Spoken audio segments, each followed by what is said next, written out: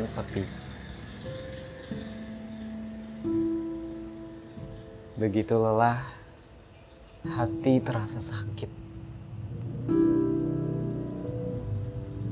hingga membatu.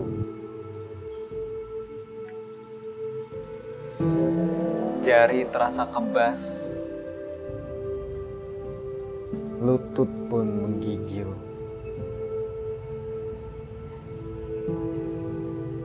Sekarang saatnya untuk tidak menyerah. Puisi di atas ditulis oleh Dag Hammarskjöld, mantan sekretaris jenderal PBB yang menggambarkan depresi. Jika teman-teman merasakan hal yang sama, sebaiknya teman-teman melanjutkan menonton video ini.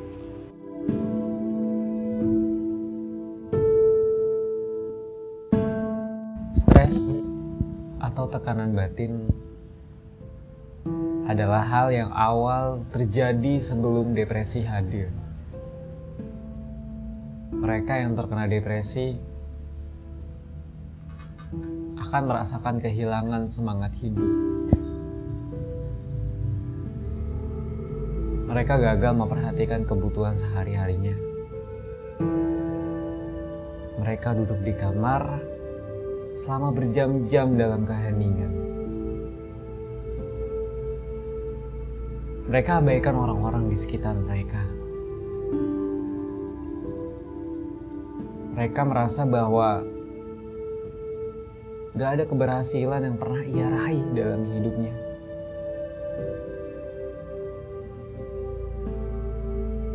Mereka berpendapat hidupnya adalah rentetan kegagalan yang mutlak. Tak jarang mereka berkesimpulan bahwa Tuhan telah meninggalkannya.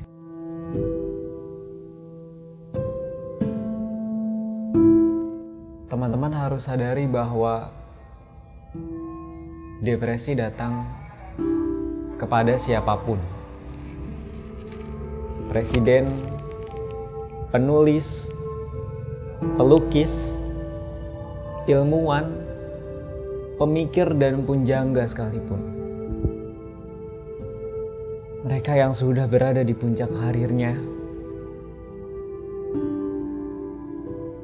didamba oleh semua orang.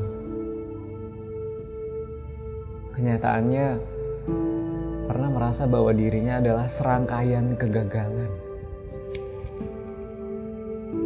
Pernah merasa kehampaan hidup.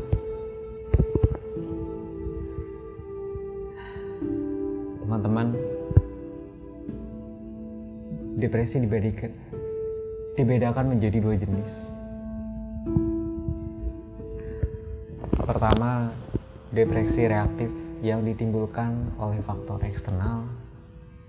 Dorongan semangat adalah obat untuk depresi jenis ini.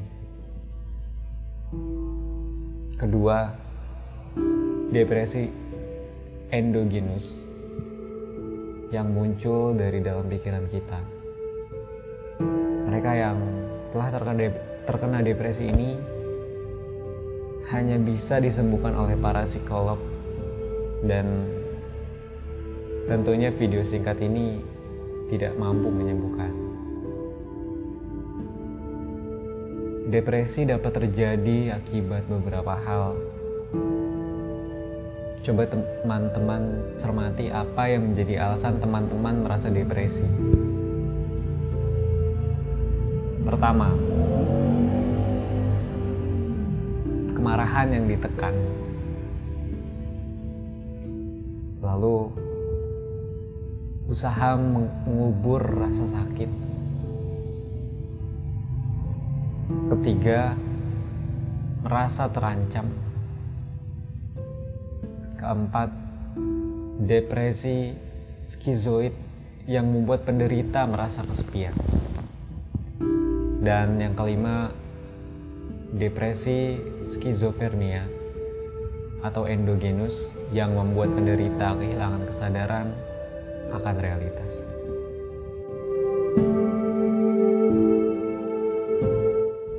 Chester Bennington, vokalis Linkin Park, membunuh dirinya pada saat di puncak karir. Banyak pula artis Korea papan atas seperti Sulli yang bernasib sama. Depresi hadir ketika rasa kecewa muncul berkepanjangan. Kecewa datang ketika harapan tak sesuai kenyataan.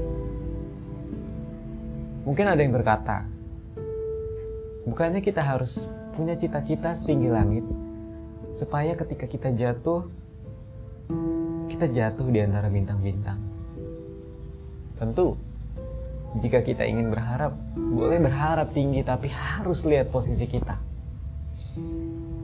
Jika kita posisinya di bumi, berharaplah bisa terbang ke awan. Jika posisi kita di awan, berharaplah bisa terbang ke luar angkasa. Jika posisi kita di luar angkasa, berharaplah mampu menjelajah tata surya. Jika kita sudah mampu menjelajah tata surya, berharaplah mampu menjelajah antar bintang. Bayangkan jika kita melompati hukum harapan ini. Ketika kita masih berpijak di bumi, kita berharap mampu menjelajah antar bintang. Lalu kita bersedih dan depresi. Patuhi hukum harapan ini. Buat harapan itu dalam jenjang-jenjang. Sehingga kita bisa menaikinya layaknya sebuah tangga. Jangan dibuat langsung tinggi layaknya tebing curam. Ingat, lebih sulit memanjat tebing daripada menapaki tangga. Teman-teman, masih banyak yang akan kami bahas mengenai masalah stres. Saksikanlah pembahasan depresi di episode selanjutnya. Pertemuan singkat ini semoga bisa bermakna bagi teman-teman semua. Maka izinkanlah saya membacakan puisi mengenai masalah depresi.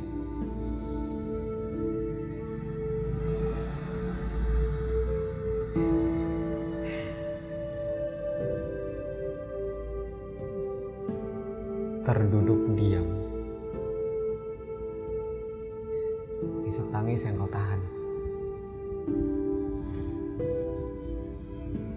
Sakit walau tak terluka. Sesak walau nafas terbuka. Menangislah kawan. Menangislah kawan, jangan ditahan. Menangislah dengan keras hingga langit mendengar. Biarkan tangisanmu menggelegar bagai petir di badai hujan. Menangislah, jangan pernah kau tahan. Ingatlah bahwa langit harus gelap sebelum cerah menyapa. Mungkin kau tak dapat kembali.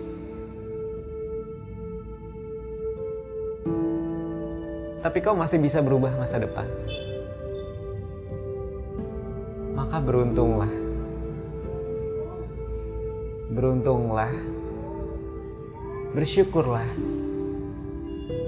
Bersyukurlah. Jangan menyerah. Sekali lagi jangan menyerah. Jangan dengarkan bisikan setan itu. Selama kau tetap masih hidup, selama kau masih terbangun di pagi hari, maka berjuanglah. Berjuanglah. Yakinlah bahwa keberhasilan akan datang pada waktunya.